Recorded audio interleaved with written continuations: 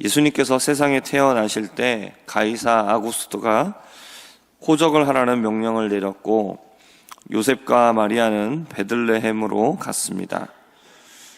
두 사람은 약혼을 한 상태였는데 결혼식은 하지 않았지만 마리아는 이미 잉태하여 해산할 날이 가까웠습니다. 베들레헴에 도착해서 아이를 낳았는데 여관은 이미 사람들로 가득 차 아이를 포대기에 싸서 구유에 누일 수밖에 없었습니다. 어느 누구도 베들레헴의 그 구유에 누여진 이 아이가 세상을 구원할 하나님의 아들이라고 생각하지 못했습니다. 세상의 사람들 아무도 알 수가 없었기 때문에 이 사실을 알려주기 위해서 하늘의 천사가 그 지역에서 양을 치던 목자들에게 나타났습니다.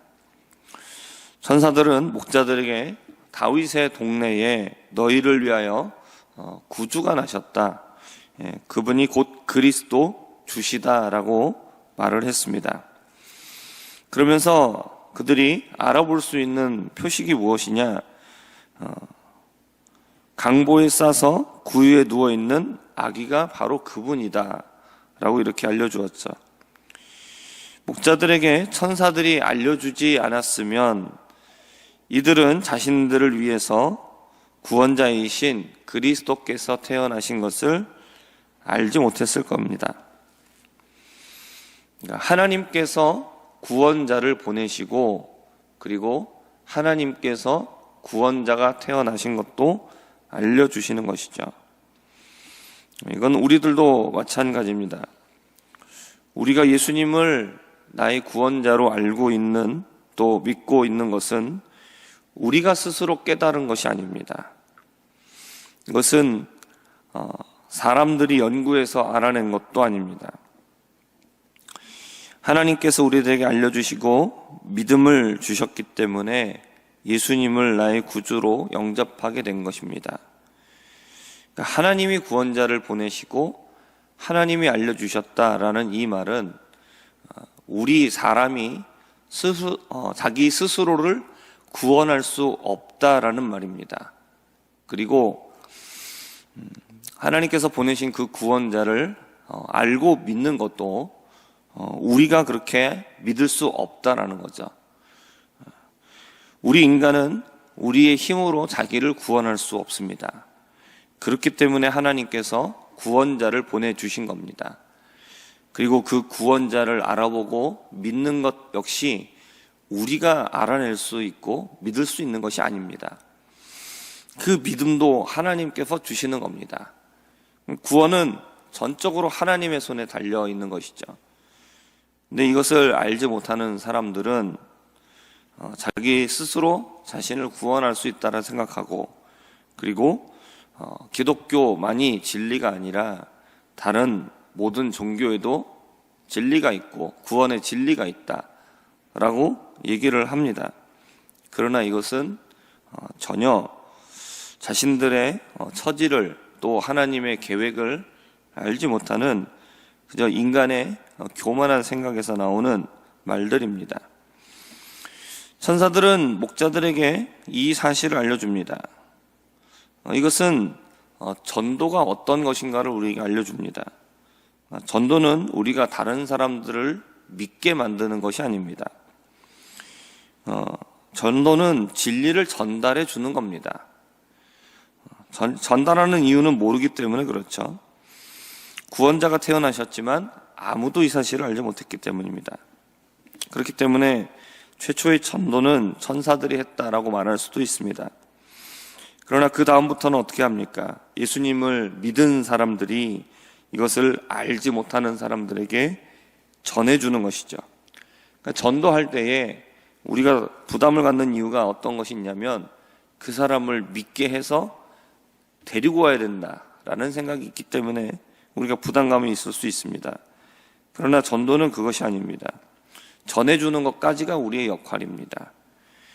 믿게 하는 것은 우리가 하는 것이 아니라 이것은 하나님께서 하시는 것이죠. 성령께서 하십니다. 그러므로 우리는 힘써서 전달하면 됩니다. 그리고 그것을 믿고 안 믿고는 그건 하나님께서 하실 일이기 때문에 우리는 맡기면 되는 것이죠. 천사들은 세상에 많은 사람이 있었는데 그 중에서 목자들에게 나타났습니다. 목자들은 밤중에 자기 양떼를 지키고 있었습니다. 천사들이 나타난 시간은 밤중이었습니다. 사람들은 전부 잠을 자고 있을 시간에 목자들은 깨어 있었습니다. 이들은 깨어서 자기의 양떼를 돌보고 있었습니다. 밤이었지만 양들을 지키기 위해서 깨어 있었습니다.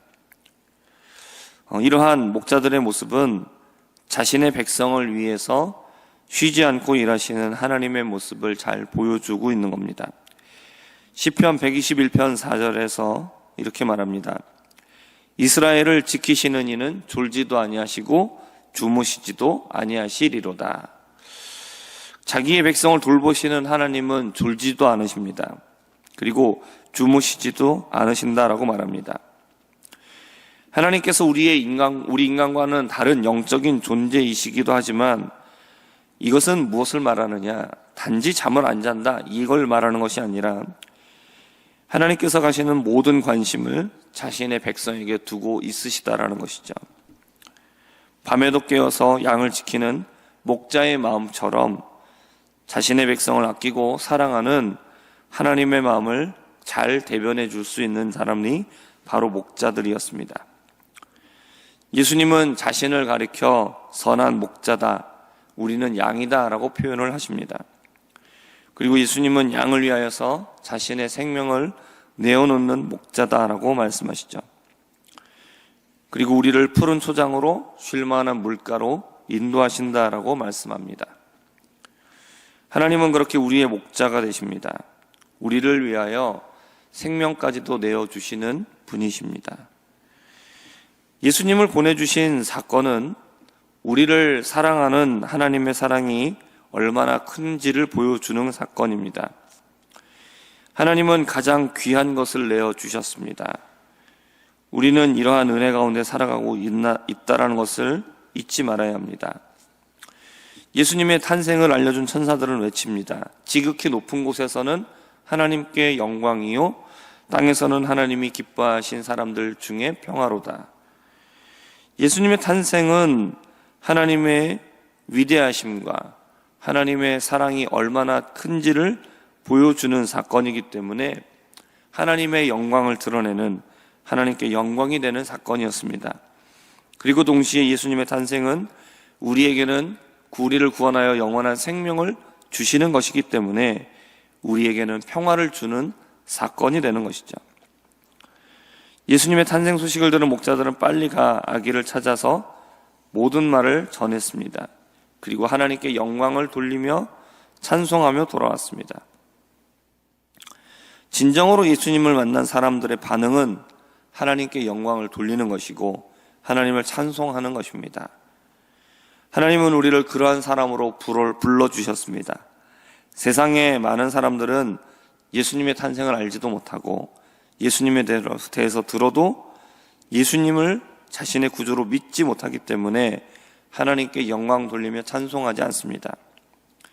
그러나 예수님을 만나고 나의 구원자이심을 깨달은 사람은 그러한 예수님을 보내주신 하나님을 찬양하며 영광 돌리고 그리고 나를 위하여 오신 예수님을 사랑하고 그리고 성령님과 동행하는 사람이 되는 것이죠. 항상 그 구원의 은혜를 기억하며 늘 감사하는 사람이 되는 것입니다. 우리의 삶 가운데 이러한 구원의 은혜, 이것을 기억하면서 늘 하나님 앞에 영광 돌리고 또 찬송 돌리며 살아갈 수 있는 우리 모두가 되기를 주님의 이름으로 부탁드립니다. 기도하겠습니다.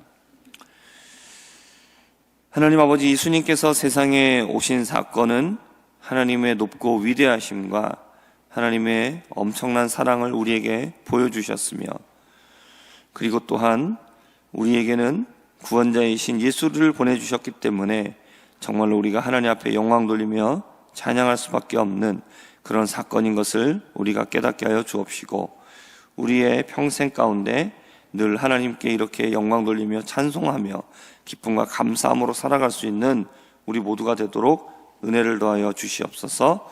예수님의 이름으로 기도합니다. 아멘.